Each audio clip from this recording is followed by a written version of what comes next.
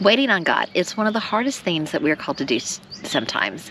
Last week or a week and a half ago, we had a windstorm, and I had a huge limb in my tree that was resting on another limb. Actually, it was kind of a V-shaped limb, and it was around another limb.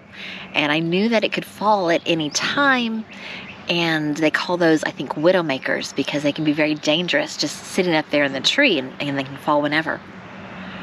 A couple at my church said not to do it, not to take care of it myself, but that they would come and they would take care of it. Well, several days went by and I hadn't heard from them.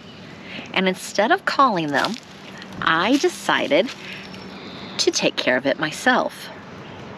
And how much is that like God? Like, God says, I've got this. I'm going to take care of this.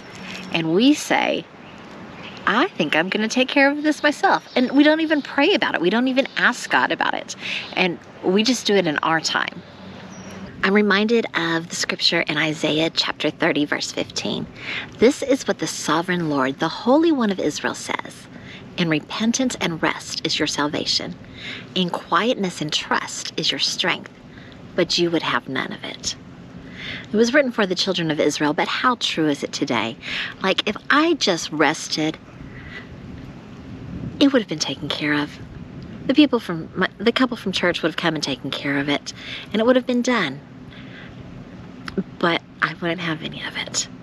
And how much do we do that to God, where we just try to do it ourselves instead of trusting Him? I do want to assure you that I am okay. I did not fall off the ladder. God was merciful and gracious to me. It hit me next to my eye, but did not hit my eye. I did not have even any bruising show up. I am blessed. I'm so blessed that I did not get hurt.